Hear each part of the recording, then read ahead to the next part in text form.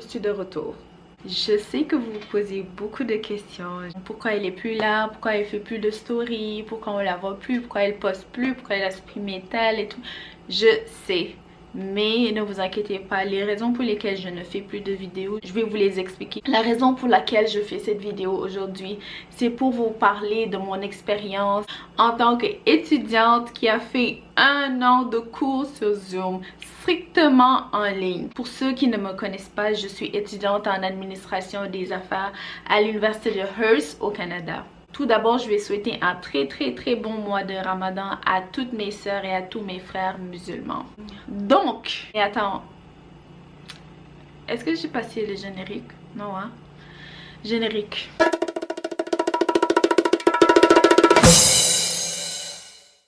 Donc quand la pandémie a commencé à prendre de l'ampleur ici au Canada, le gouvernement a très vite décidé de nous confiner. Je pense que c'était vers février-mars de 2020, on a décidé de nous confiner, sachant que voilà, il restait pas beaucoup, j'allais finir les cours, j'allais finir les cours en avril. Donc tous les cours étaient en ligne, on n'avait plus besoin d'aller au campus. C'est pas quelque chose de nouveau pour nous, c'était déjà intégré dans notre programme. On savait déjà que dans une année de cours, il peut arriver des fois où tu devais faire les cours chez toi, peut-être parce que le professeur était dans une autre ville ou bien parce qu'il y avait trop de clientèle étudiante à desservir dans différents campus.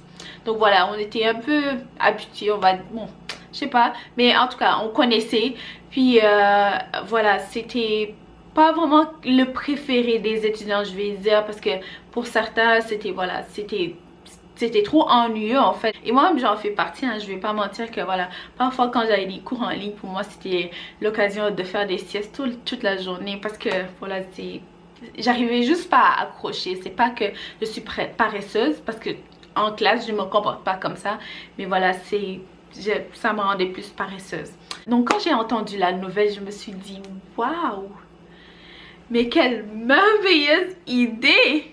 Genre, j'ai plus besoin d'aller à l'université, parce que faut dire que la plupart de nos cours sont dans les périodes les plus froides de l'année.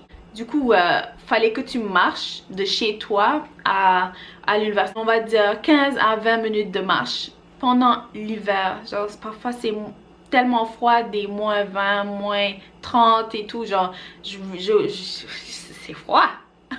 C'est froid. Et moi j'ai pas de voiture, j'ai pas de permis.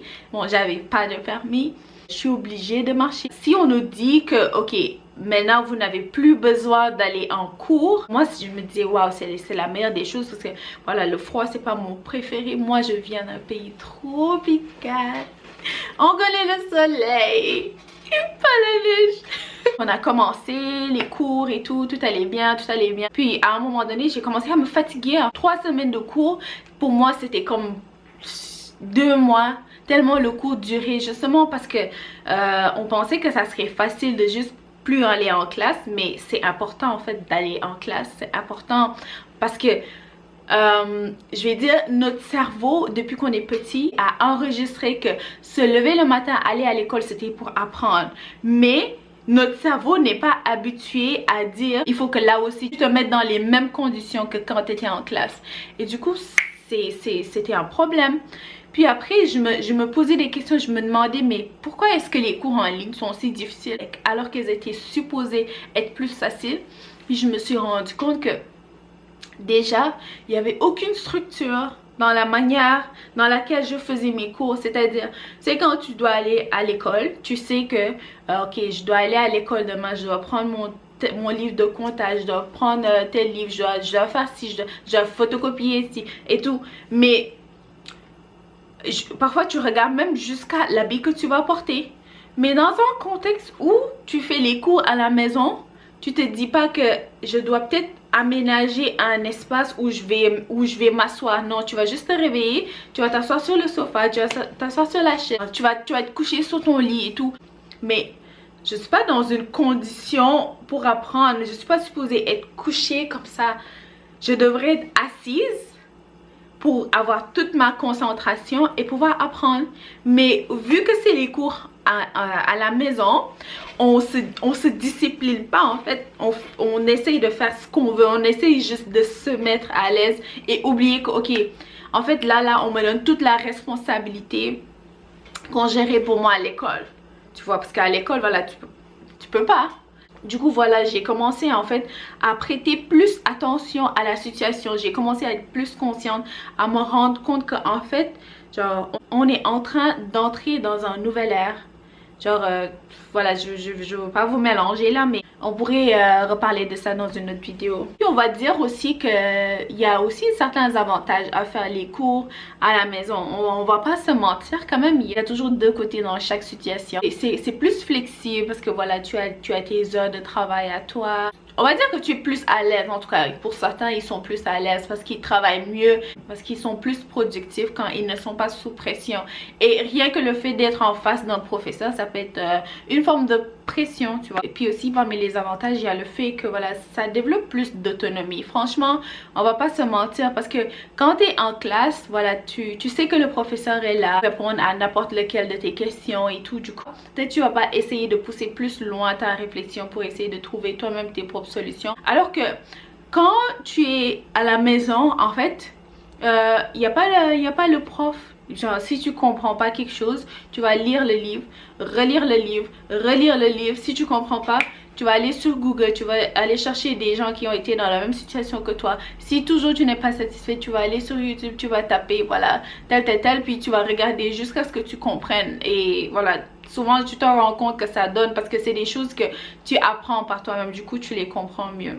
L'apprentissage expérientiel, ça c'est une bonne chose en fait parce que c'est important dans la vie d'être autonome et ça dans tous les aspects de notre vie. C'est très important d'être autonome. Les gens ils vont pas toujours être à côté pour t'aider. Il faut que tu saches faire les choses par toi-même. C'est comme ça. On peut t'encadrer, mais voilà, même dans cet encadrement, on doit t'encadrer à être autonome.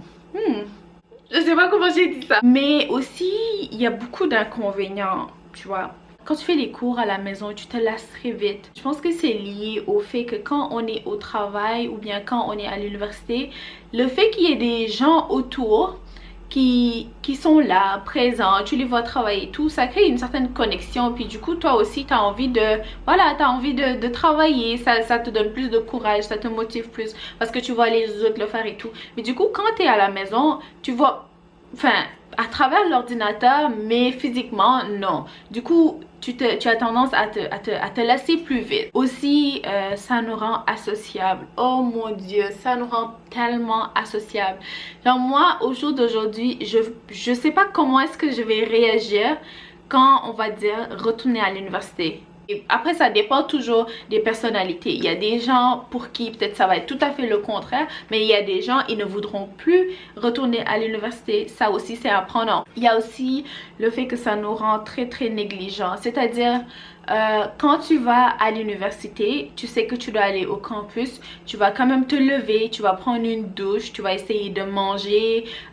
Au moins, ça, tu prends le temps de bien te réveiller, de te mettre en condition avant d'aller à l'université.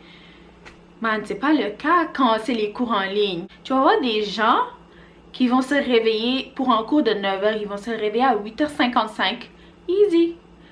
8 h 55, genre même pas débarbouillé, même pas habillé. Parce que tu sais que tu as l'option de ne pas mettre ta caméra. Tu peux dire que, je sais pas, que ta caméra, que tu as des problèmes techniques et tout. Mais ça, en fait, c'est à nous que ça ne profite pas. C'est à nous les étudiants que ça ne profite pas. Parce que si tu ne te mets pas en condition pour prendre tous les cours, c'est toi qui perds. Parce que c'est toi qui payes ton argent après tout pour prendre de la connaissance.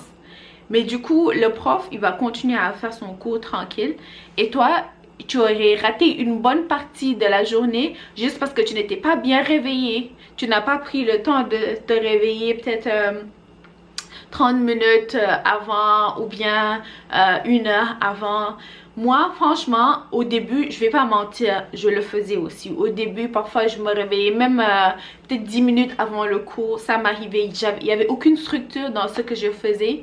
Mais avec le temps, je me suis rendu compte que j'étais en train de perdre mon temps. Ça valait même pas la peine d'aller en cours si je me comporte comme ça. Du coup, si j'ai cours à 9 h, je vais mettre mon réveil peut-être à 7 h. pour essayer de me réveiller. Même si je me réveille pas à 7 heures pile, mais au moins le fait que le réveil se mette à sonner, je sais qu'au plus tard, vers 7h40, je vais être réveillée. Au moins, ça me donne 1h20 pour me préparer, prendre un petit déjeuner, me promener genre dans la maison et tout. Du coup, quand je vais me mettre dans mon ordinateur pour faire mon cours, je suis là. Je suis à 100% là pour faire mon cours, tu vois. Et c'est une grosse différence.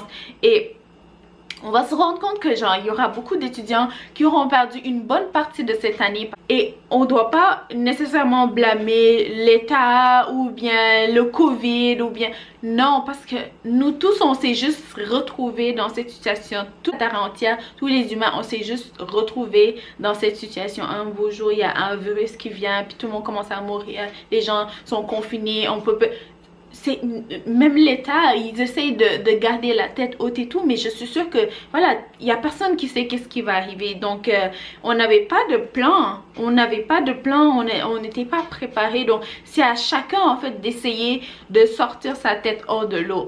On peut pas tout le temps blâmer les autres. Donc, voilà, c'était en gros ça que j'avais à dire sur les avantages et les inconvénients. Il y avait quand même des parties drôles sur le fait de faire les cours en Zoom et tout. C'est-à-dire, les gens avaient des comportements parfois trop bizarres. C'est vrai que c'est des moments explicites, mais c'est les moments qu'on retient maintenant parce que ça nous a permis de rire. Je vous jure, les cours en ligne, c'est trop sérieux. Genre, c'est trop sérieux, on peut même pas rire. Tu vois, les trucs qui arrivent en classe, parfois, il y a un petit truc, puis tout le monde se met à rire. Ça, c'est rare pendant les cours en ligne. C'est rare, on peut même pas rire, genre... Déjà, on n'est pas habitué à se voir tous les jours. Tu es là, tu vois ton visage comme ça. Ben, moi, je fais des vidéos, je suis un peu habituée, mais il y en a qui sont pas habitués, qui font pas de vidéos. Et tous les jours, tu es là, tu vois ton visage, tu te mires. Puis parfois, ça peut être stressant pour des gens. Du coup, les gens sont tout en sérieux parce que les gens ne veulent pas être ridicules en fait. Là, on va bientôt achever cette vidéo. Je voulais quand même prendre un moment pour dire un grand merci au professeur. C'est vraiment pas facile. Tout d'un coup, tu te réveilles, tu dois être bonne dans la technologie au moins à 70%. C'est pas du tout évident.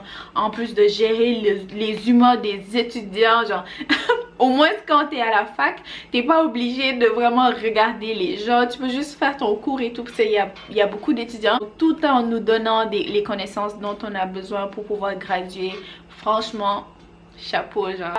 Il y avait beaucoup de choses, beaucoup de paramètres à prendre en compte pour pouvoir réussir ces cours en ligne. J'ai quand même essayé de réunir des conditions qui vont faire que je pourrai au moins mettre les chances de mon côté pour pouvoir réussir mon année en ligne. Et voilà, je me plains pas trop. J'explique juste mon expérience que j'ai eue parce que c'est quelque chose de nouveau comme ça l'est pour des millions d'autres étudiants à travers le monde. Je sais qu'il y en a qui n'ont pas la chance d'être éduqués. Je sais qu'il y en a qui sont dans des conditions encore plus défavorables, qui n'ont peut-être pas une bonne connexion d'internet, qui habitent avec beaucoup de gens et souvent ont du mal à se concentrer, ou bien qui sont abusés à la maison, ou bien juste des gens qui sont obligés de rester dans leur chambre d'étudiants pour pouvoir faire leurs cours en ligne. Franchement, il y a beaucoup. Et à travers cette vidéo, je vous dis que vous faites très bien.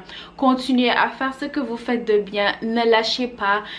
Dites-vous qu'il y a encore d'autres gens qui sont aussi dans une situation difficile, mais que voilà, Dieu a un plan pour chacun de nous, et continuez à faire votre petit bonhomme de chemin, continuez à faire tout ce que vous faites de positif. À un moment donné, forcément, ça va commencer à payer. Moi qui vous parle, j'ai failli échouer des cours juste parce que je ne savais pas comment m'y prendre. Et c'est ça la vie en fait, la vie c'est des leçons. À chaque épreuve tu essaies d'en tirer une leçon, tu essaies d'en tirer des expériences, et du coup on peut pas perdre en faisant quelque chose de positif, on peut pas perdre en faisant quelque chose pour notre avancement. On ne peut qu'apprendre plus et grandir en tant que personne. Donc je vous laisse, c'était tout pour la vidéo d'aujourd'hui. J'espère que la vidéo vous aura plu, et comme je vous ai dit dans une autre vidéo, on pourrait parler des raisons qui ont fait que tout d'un coup j'ai arrêté à faire les vidéos et tout. Et Ça fait partie des raisons. Par exemple, une année aussi changeante, aussi aléatoire. Mais ça m'a vraiment fait plaisir de refaire cette vidéo parce que ça me manquait. Et ça me fait plaisir quand je fais des vidéos, que vous commentez, que je réponde ou que vous m'envoyez vos idées pour que je puisse améliorer mon contenu. Et à ce propos, laissez-moi des commentaires pour savoir ce que vous pensez de cette vidéo. On se retrouve une prochaine fois pour une prochaine vidéo.